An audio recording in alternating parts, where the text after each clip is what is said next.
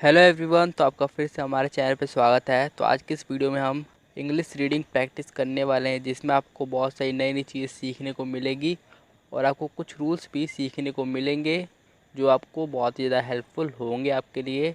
तो चलिए वीडियो शुरू करते हैं। और वीडियो शुरू करने से पहले अगर आप हमारे चैनल पर पहली बार आए हैं तो इस चैनल को सब्सक्राइब कर दीजिए और साथ ही बेल आइकन होगा उसे भी प्लस कर देना, ताकि आपको हमारी सारी वीडियोज़ मिल सके जो हम अपलोड करते हैं और उसी टाइम पे मिल सके। तो अगर आपको इंग्लिश सीखना है तो आप हमारे चैनल को ज़रूर सब्सक्राइब करेंगे। तो चलिए वीडियो शुरू करते हैं। तो ये रहा हमारा आर्टिकल, तो इसी को आज हम पढ़ने वाले हैं। तो चलिए स्टार्ट करते हैं। तो ट्राई, तो पहले तो इसी में थोड़े से रूल्स हैं तो समझ लेते हैं। तो यहाँ पे जो टी है उसे हम ट पढ़ रहे हैं। तो मैं आपको एडवांस में एक बात बता देता हूँ कि टी को हमेशा ट ही पढ़ा जाता है। हिंदी वाले वाक्य होते हैं, जैसे कि किसी का नाम लिखना हो हिंदी में तरुण, तो ये तरुण जैसा नाम है तो इसमें जो त है उसकी जगह आप टी को प्रयोग कर सकते हो, लेकिन सिर्फ हिंदी में अगर ऐसा कुछ लिखना हो तो। नहीं तो आप ज़्यादातर इंग्लिश में तो हमेशा ही जो टी होता है उसे आप ट ही पढ़ते हो, हमेशा ट। तो ये एडिशनल इन्फॉर्मेशन थी जो मैंने आपको बता दिया। तो टी को ट पढ़ा जा रहा है और जो आर है उसे र। तो ट र और फिर आई।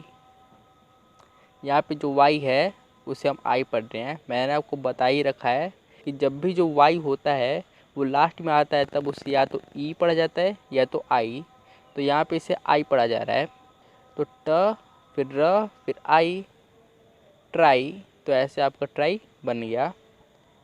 और मैं आपको बता दूं कि जब भी जो वाई होता है वो पहले आ जाए, जो शब्द है उसके पहले आ जाए, तब इसे य पढ़ा जाता है, य। लेकिन यहाँ पे लास्ट में आया है तो इसलिए इसे हम आई पढ़ रहे हैं।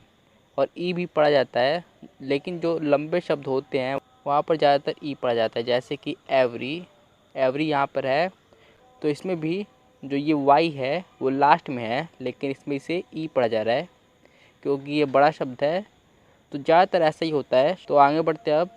To read in English like you do in your own language.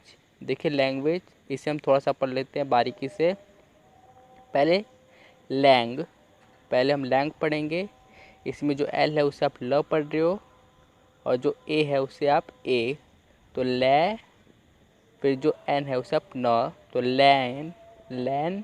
और फिर जी को ग पढ़ा जाता है तो लैंग, लैंग। ऐसे आपका Lang veg.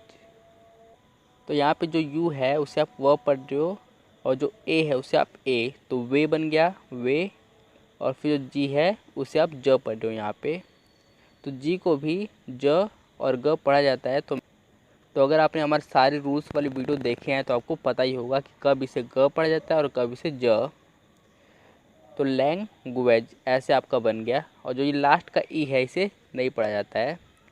This means that you shouldn't, देखिए शुडंट, यहाँ पे जो अपोस्ट्रोफी लगा के टी साइन है तो इसे आप नॉट पढ़ोगे, नॉट। लेकिन मैंने इसे जोड़ दिया बिल्कुल, शुडंट। देखिए एक्चुअली में ये क्या है, ये है शुड। पहले तो शुड है उसके बाद नॉट है।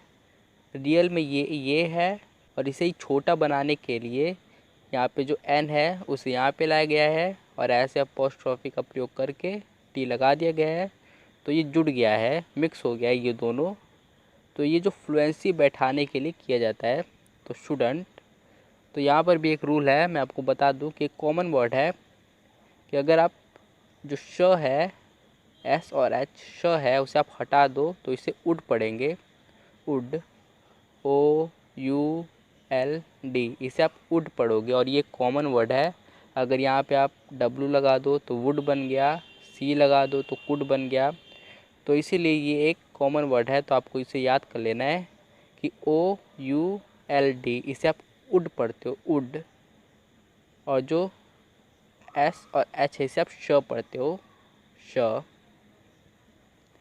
तो इसी तरह ये बना शुड और नॉट, और दोनों को मिक्स कर दिया तो shouldn't. Try to read and understand. तो अंडरस्टैंड को भी पढ़ लेते हैं हम। पहले अन, यू और एन जहाँ पर भी आपको दिखे इसे आप हमेशा अन पढ़ोगे, हमेशा अन। फिर डी ई आर इसे आप डर पढ़ोगे, इसमें जो डी है उसे आप ड पढ़ रहे हो, और ई और आर इसे हमेशा अर पढ़ा जाता है, अर। तो ड और अर बन गया डर। तो अंडर यहाँ तक आपने पढ़ लिया, अंडर। यहाँ पर स्टैंड, यहाँ पे जो एस है उसे आप स पढ़ रहे हो, और जो टी है उसे आप ट, तो स ट। और यहाँ पे जो ए है उसे आप ए की मात्रा, ज़्यादातर ए को ए की मात्रा ही पढ़ी जाती है, तो आपको ये भी याद करना है, स टे। और फिर जो एन है उसे न, स टेन। और फिर जो डी है उसे आप ड, स्टैंड। तो ऐसे आपका बन गया स्टैंड।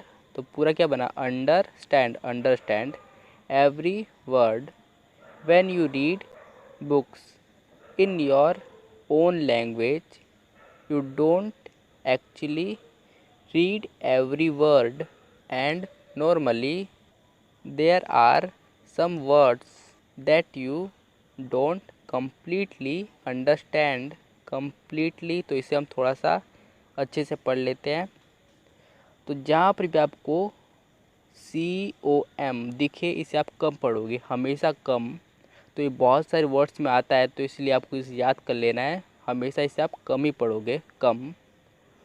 फिर प ली, प्ली, यहाँ पे जो पी है उसे आप प पढ़ रहे हो, जो एल है उसे ल, और जो यहाँ पे ई है उसे आप ई की मात्रा, तो प्ली हो गया, प्ली, कम प्ली। फिर जो यहाँ पे टी है उसे आप ट की मात्रा पढ़ रहे हो, तो टी हो गया, कम प ली ट, कंप्लीट हो गया। और यहाँ पे जो ई है वो आपका साइलेंट है, क्यों, क्योंकि वो वर्ड लास्ट में है। और उसके बाद एल और वाई, इस पूरे को हमेशा आप ली पढ़ोगे, हमेशा। तो ये भी एक कॉमन वर्ड है। तो अब क्या बना, पूरा पढ़ते हैं, completely, completely understand but this doesn't stop.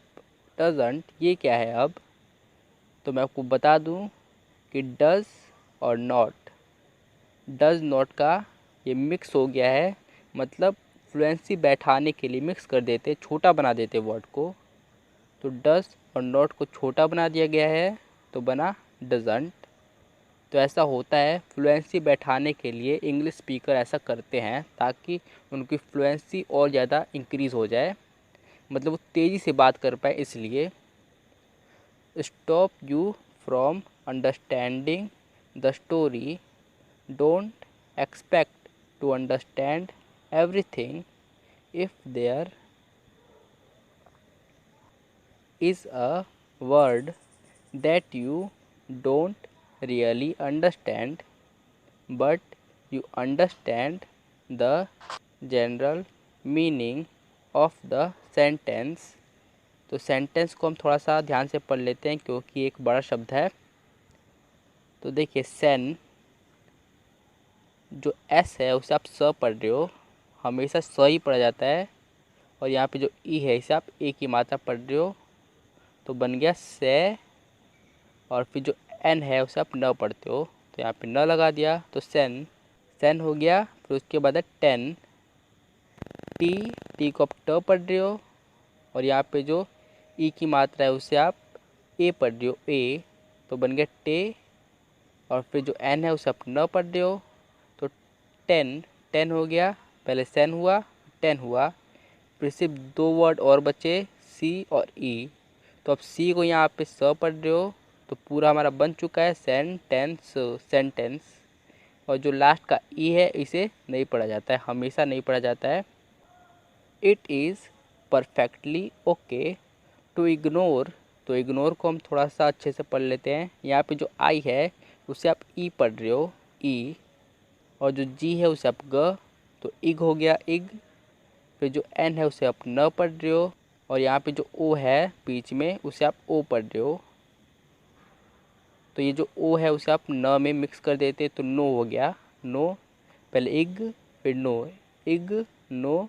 और फिर जो आर है उसका र, इग्नोर, पूरा आपका बन गया। और यहाँ पे जो लास्ट में ई है इसकी आवाज़ तो आएगी ही नहीं, आपको भी पता ही है क्यों नहीं आएगी, क्योंकि ये लास्ट में है। That new word, remember you are reading for fun and pleasure, not as a torture. तो ये रहा टॉर्चर, तो इसे भी हम थोड़ा सा एक्सप्लेन कर देते हैं। TOR, इसे आप टोर पढ़ रहे हो, टोर। इसमें जो टी है उसे आप ट, और जो ओ है उससे आप ओ की मात्रा तो टो पे लगा देते हैं, तो टो बन गया, और फिर आर को र।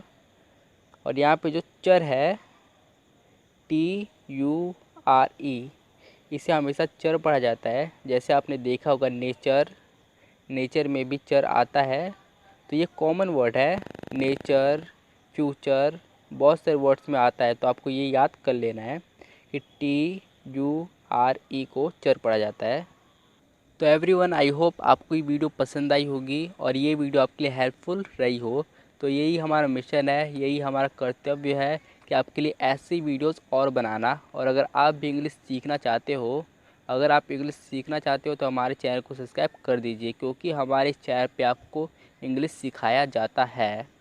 तो हमारे चैनल को सब्सक्राइब कर दीजिए और लाइक कर देना, क्योंकि वीडियोस बनाने में मेहनत लगती है, इसलिए लाइक कर देना। तो इस वीडियो को पूरी देखने के लिए और इस वीडियो को लाइक कर देने के लिए धन्यवाद।